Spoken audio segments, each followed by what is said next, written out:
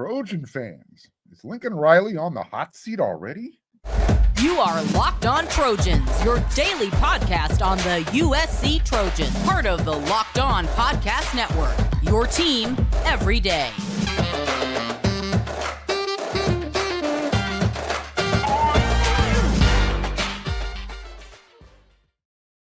Fight on, everyone. I'm your host, Mark Culkin, and thank you for making Locked On USC your first listen every day. Whether you're going to watch this show on YouTube or wherever you're going to download it, this show is free. I appreciate your support. You can show yours. It's quick, it's easy, it's free. If you're watching on YouTube, click that red subscribe button, hit that thumbs up button, that thumbs up, smash it down. Do not forget to hit that bell notification button. That way you will not miss an episode. And today's episode is brought to you by Prize Picks. Go to prizepicks.com/LockedOnCollege and use code LockedOnCollege for a first deposit match up to $100. Daily fantasy sports made easy. I wouldn't say that Lincoln Riley's on the hot seat yet. The honeymoon ended. That thing ended probably right after the Cotton Bowl loss and when he decided he was going to stick around and hang out with Alex Grinch. So although I wouldn't say he's on the hot seat, I would say that Coach Riley is definitely, he's probably sitting in a parked car, windows rolled up. Maybe the seat heaters are turned all the way up, and it's about 80 degrees outside. How's that? So he's probably feeling a little uncomfortable, but he knows he's still in control of the situation, at least until, somebody comes around and takes the car keys away, or maybe turns on the door and window parental control locks. How's that? Look, it feels like it's kind of open season for Lincoln Riley right now. Everybody's taking their shots at him. I have. But he ain't going anywhere. Not after 2 years. He's not on the hot seat. So anybody thinking that he should get fired or should just pack his bags and not take the money, yeah, right. That's not going to happen. Tell you what, anybody out there who doesn't think they're doing well at their job, I want you to go into your boss and say, I'm firing myself because I'm not pulling my weight. Come back to the show and let me know you did that. Until then, stop talking stupid. I get it, though. Coach Riley, USC, they're 7-7 since the Pac-12 championship game last year. So I get it. Math isn't that hard, Sooner fans. Enjoy your gloating right now. I know you're living it up. You may very well turn out to be right in the long run. And, our misery is also my gain. So thanks for watching Locked On USC every day. Keep it up. I appreciate it. No, seriously, I really do. Look, there's no way to spin it otherwise. This is Lincoln Riley's biggest coaching test of his pretty young career. I mean, he's a man. He's 40. But let's be honest, in the coaching profession, he's still just a teenager, right? I'm not comparing Lincoln Riley to Nick Saban, but let's not forget it took Saban forever to finally win a championship. It's not like he was doing it in the first 6 years of his head coaching career. Heck, I mean, Pete Carroll was considered an NFL bust his first time around because he was, barely a 500 coach? Lincoln Riley hasn't had to experience anything like this before, at least not to this extent, right? Losing the playoffs and bowl games, those are learning lessons for sure. But losing 5 out of 6 games going down the stretch and being a 500 coach, average 7-7 since the Pac-12 championship game last year. This is a new experience. And I'm not sure he was ready from that. I don't think anybody is quite ready to go from the penthouse to the outhouse. That elevator drops really fast when you're not ready. And I get why there's a really vocal contingent out there right now who want to throw the baby out with the bathwater. But I said it before. Getting 11 wins in year one, that sets a really high bar. there's nowhere left to go but down. I mean, there were still a couple steps you could have taken to reach the top of the mountain, but you get my point. 11 wins doesn't happen often. Look, losing to the last two games last year against Utah, Tulane, especially Tulane, it wasn't going to give Coach Riley a longer leash, especially with Alex Grinch still on staff. So that's why people are mad. They haven't seen what they were told they were going to see. Look, in sales, and when you're a coach, that's what you are. You're a salesperson. In sales, there are a few rules that matter. And if you do these, you will keep your customer satisfied. In this case, Trojan fans. Number one, you have to be passionate and you have to know what you're talking about. If you're selling snow to an Eskimo, make sure it's the best snow an Eskimo can use.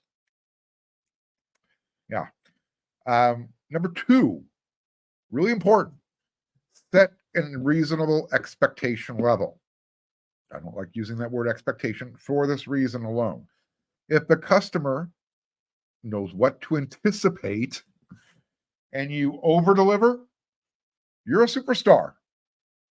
I mean, you're going to have more sales coming.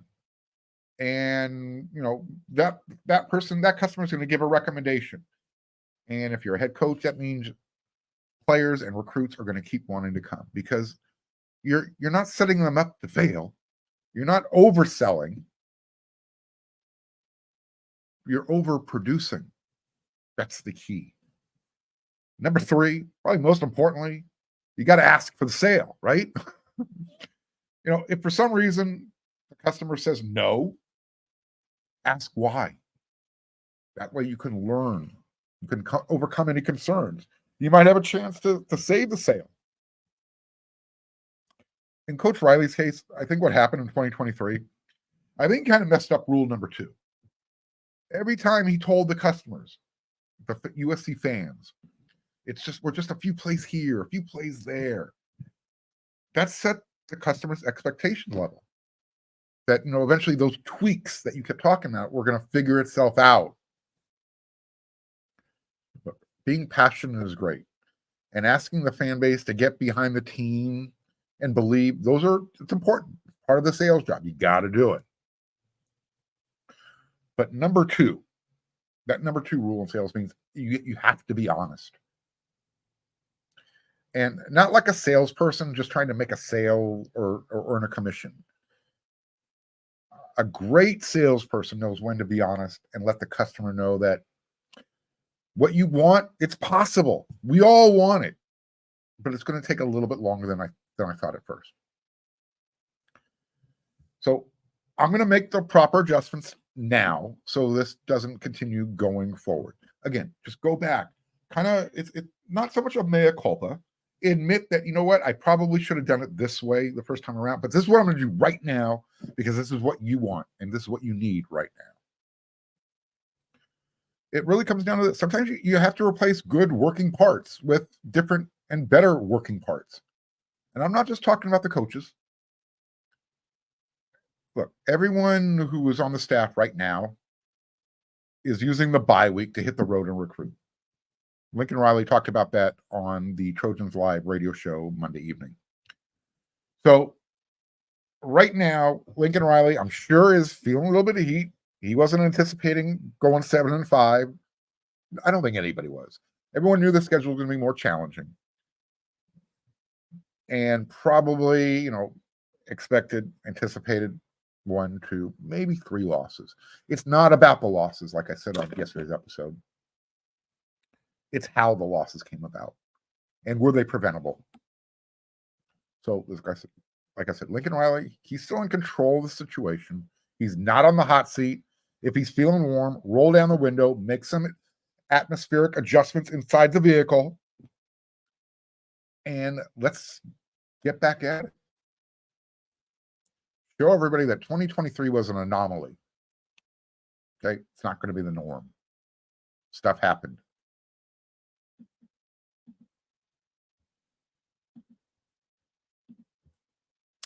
These days, every new potential hire can feel like a high-stakes wager for your small business, and you want to be 100% certain that you can have access to the best qualified candidates available. That's why you have to check out LinkedIn Jobs. LinkedIn Jobs helps you find the right people for your team faster, and they're going to do it for free. And as easy as it is to use LinkedIn to find a job, it's also just as easy to use to post a job on LinkedIn Jobs. And once you've done that, you're going to use that purple hashtag hiring frame that they have for you, and you're going to attach it to your own LinkedIn profile, and that's going to spread the word that you're hiring. LinkedIn's going to give you simple tools like screening questions, and that's going to make it really easy to focus on candidates with just the right skills and experience so you can quickly prioritize who you'd like to interview and then hire. Recruiting the right person for your team means a better product. It's why small businesses rate LinkedIn Jobs #1 in delivering quality hires versus the leading competitors. LinkedIn Jobs helps you find the qualified candidates you want to talk to faster. Post your job for free at linkedin.com/LockedOnCollege.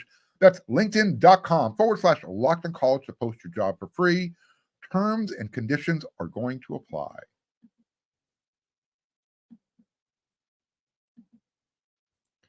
Locked On has launched the first ever national sports 24/7 streaming channel on YouTube. Locked On Sports Today is here for you 24 hours a day, 7 days a week, covering the top sports stories of the day with their local experts on Locked On, plus our national shows covering every league. Go to Locked On Sports Today on YouTube and subscribe to the first ever national sports 24/7 streaming channel. Do that today. All right, you're looking at the rundown right now. You're thinking, 2 new coordinators? What's Mark talking about? No, I'm going to kind of throw this scenario out there. Should Lincoln Riley hire 2 coordinators this offseason? Being the head coach is hard enough without having to worry about which play to call and at what time, when to call it. Part of being a great head coach is learning how to delegate, and you kind of have to relinquish some power. Give it up. Let go. Push them out of the nest. I think Lincoln Riley needs to let go of the play calling duties and find someone else to do it. And I'm going to tell you why. Let me sell you on this. How's that? Go hire an offensive coordinator because, look, Josh Henson, he's got that on his resume. And if you want to make him the associate head coach, offensive coordinator, fine, whatever. It's all the title anyways. He might be good, and he might be able to develop a game plan. I have no doubts that he can do it.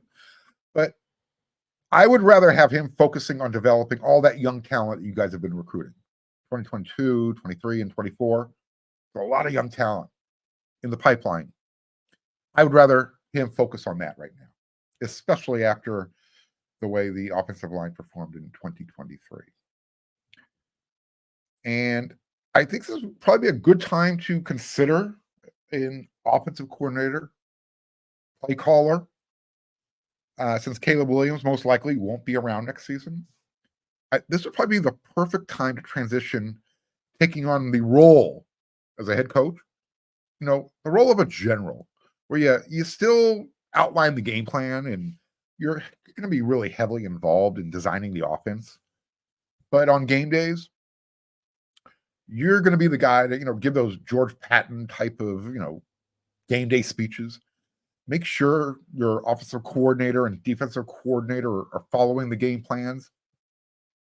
Oversee everything. I mean, if you want to, like I said, you're going to still be involved in the offense. That's who you are, right? That's who Lincoln Riley is. If you want to make a key call in certain situations, you're the boss. Go for it. Otherwise, let's develop into a head coach that can delegate and lead at the same time. There's just way, way too much to think about during a game. And even the best of the best who have been doing it for much, much longer than Lincoln Riley, they still rely on their assistants. I mean, the older they get, the better they get. We'll play on that. Everyone is ready. They're anticipating the new defensive coordinator hire. That's a given. Everybody's just like, ooh, did you hear so-and-so? It's happening today. It's all over social media, all over the message boards. It didn't happen. USC, they're keeping things pretty tight-lipped around this type of stuff. They've done a really good job in that aspect. And then, so like I said, you're anticipating the new defensive coordinator. It's probably going to happen sooner rather than later. But once that happens, then everybody, you got that eventual holiday season pink slip that have to go out. It's going to be on the defensive side of the ball, right? New DC comes in. He's going to bring in some of his own guys. That's the nature of the beast. It's part of the business. But what if the offensive side of the ball and special teams needs some extra attention as well? Look, Coach Riley, I get his philosophy regarding a full-time special teams coach. And I've raised this point before. Do you really need 2 wide receiver coaches? But I'm not advocating for firing someone. However, with a new defensive coordinator and offensive coordinator, play caller, you have everything covered. And since everyone you hire, Coach Riley, has previous special teams coaching experience, at least in some capacity, as you've said in the past, macht nichts. By the way, that's German for who cares, right? In other words, Coach, no one will be standing around during practice.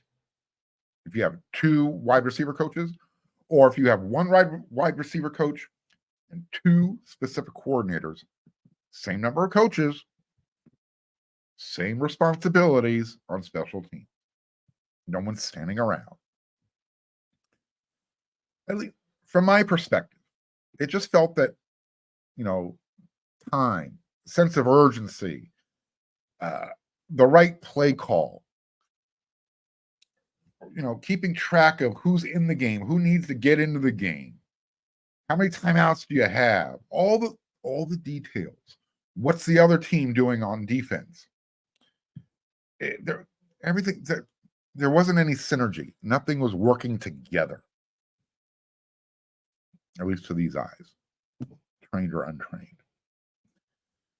My question is, where was the creativity that I became accustomed to watching you call plays when you were at Oklahoma?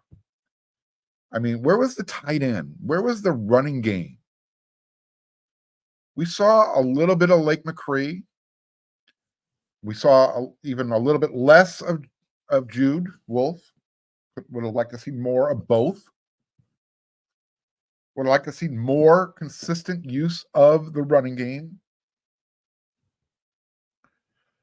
For me, the flanker screen pass shouldn't ever replace a running game. I get that's used as an extension to the running game. I think you went to that well too many times. And it goes back to, the late substitution patterns, snapping the ball consistently, under 5 seconds, and usually closer to 0 than 5. I think some of that contributed to the lack of discipline and penalties. I mean, asking offensive linemen to stay in a 3-point stance for 20 plus seconds, that's hard. It's difficult. You got dudes across the ball from you shifting and making noises and trying to get you off your game plan. Get up there, call the play, snap the ball, be aggressive. For me, if you can find an offensive coordinator that fits the team's culture and your way of wanting to do things, I think this would signal to everyone that you're developing as a young head coach and you recognize that there's just way too much going on during game to try and control.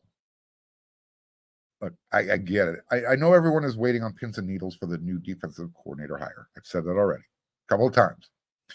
But if you were to do this, make this kind of move too during the offseason, this would open a lot of eyes. It's not an admission of failure. When you give up play calling duties, you're not saying I can't do it. I can't do it all. I think it's an admission that you're still growing as a coach and you're still learning what it takes. That's okay. You can say, look, you can tell everybody you know what it takes, and you can feel confident that you know what it takes to make this happen. But here's the thing. You haven't done it yet, doing it the way you thought was doing it the right way. Maybe it's time to change it up a little bit. I know, big first step, getting rid of somebody you were comfortable with. Coaching continuity is really important. Alex Grinch is gone. You know that some of those position coaches aren't going to be around either. I'm not saying clean house. What I'm saying is, let's consider an offensive coordinator who you can trust to call plays, and that can free you up to just really make sure every single thing on this team is buttoned up. All those tweaks are taken care of. That'll show your customer base that you're on top of things. Don't send a repairman in. You're the boss. Sometimes the boss needs to get in there and get involved and say, you know what? All right, you're the offensive coordinator. This is how I want things done, and I'm going to make sure you do it that way. And then just make sure they do it that way. That's all.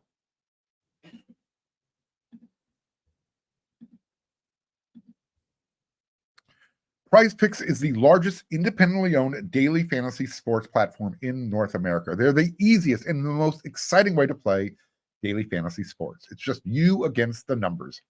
Instead of battling thousands of other players, including the pros and the sharks, you pick more than or less than on 2 to 6 player stat projections, and then just watch the money kind of roll into your account. And now, with basketball season here, you can pick a combo projections across football and basketball from the Specials League. It's a league created specifically for combo projections that include 2 or more players from different sports or leagues. So you can combine a player from the NBA, you can combine a player from the NFL, and you can say this person from the NBA is going to score this many points, and this player in the NFL is going to catch this many passes. And if they combine on that combo, let's say it's a 15.5, you win. Doesn't matter who gets what. You just need a combo of 15.5. PrizePicks even offers a reboot policy so that your entries stay in play even if one of your players gets injured. For football and basketball games, if you have a player who exits the game in the first half and does not return in the second half, that player is rebooted. PrizePicks is the only daily fantasy sports platform with an injury insurance policy. Go to prizepicks.com/LockedOnCollege and use code LockedOnCollege for a first deposit match up to $100. Go to prizepicks.com/LockedOnCollege and use code LockedOnCollege for a first deposit match up to $100.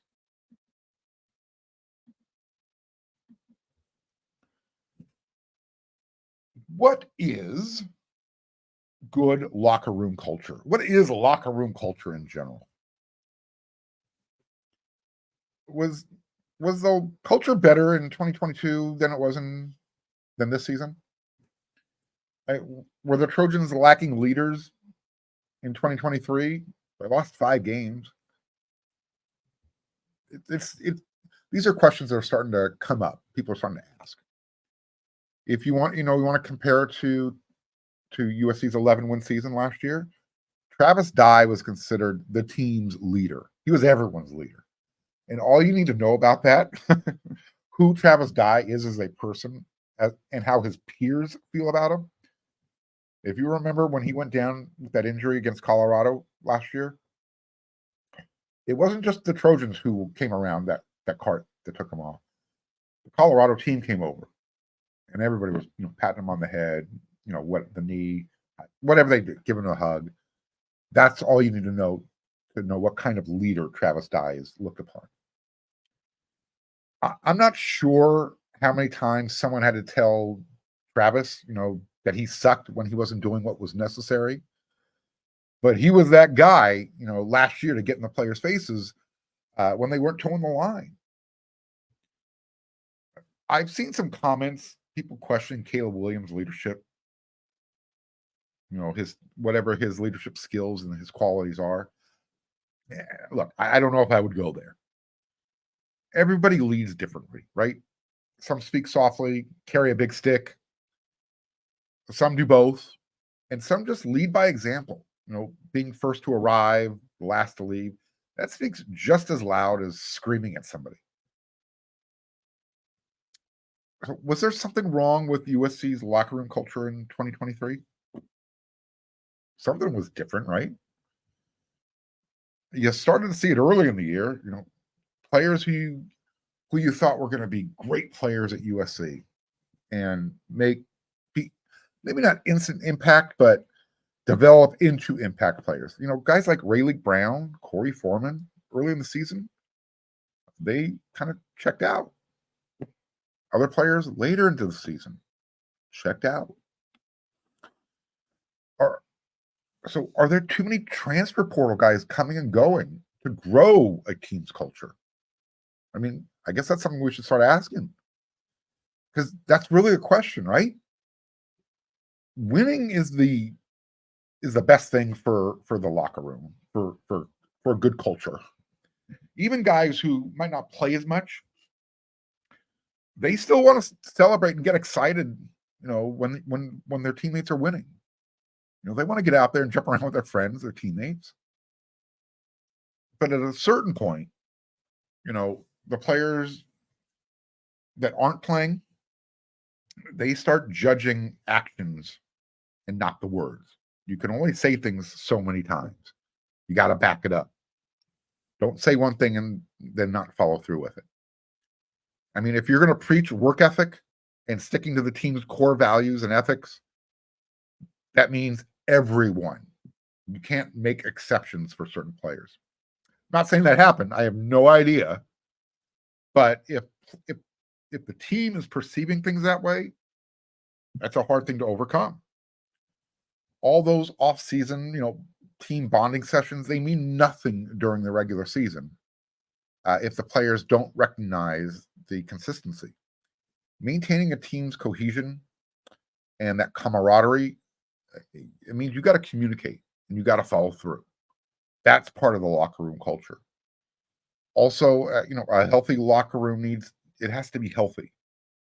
And when I mean it has to be healthy, I mean, I'm not talking about physically. I'm talking about with honesty. Don't have players believing that they're close to winning when they're far from it. A false sense of BS that can be sniffed out really quickly, real easily. So, I mean, if you're going to tell a player, that you care about them like they were your own blood kin, that's great. That's outstanding. People can tell when that's real and when it's not real. Just remember, though, that coddling doesn't always work. Even superstar players need to be disciplined. Everybody, across the board. First string, walk on, all the way across the board. Consistency. That's what makes a locker room healthy. All of that. Again, plus consistent discipline. Young people don't know it immediately until they see it themselves. When they see themselves developing and growing, that's when they're like, all right, you know what? I get it. I like these rules. I can do this. If coach says jump, I say how high. It just comes down to being consistent. So that's what locker room culture is all about. Was some of that missing this year? I don't know. I'm not in the locker room. I can only go by what I hear off the record. Some of it's good, some of it not so good. But again, when you're listening to stuff off the record, and especially when it's coming from people who are close to the situation, you have to take it with a grain of salt. So it's what you see, it's what you hear, and then you just kind of put the puzzle together and you hope that you're right.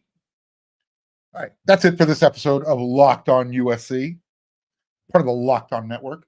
Don't forget, when you're not watching Locked On USC, your first listen every day, when you check out that 24/7 sports streaming thing that we got going over there on Locked On, first in the country ever to happen, and then head on over to wearec.com. We've got a subscription special going on.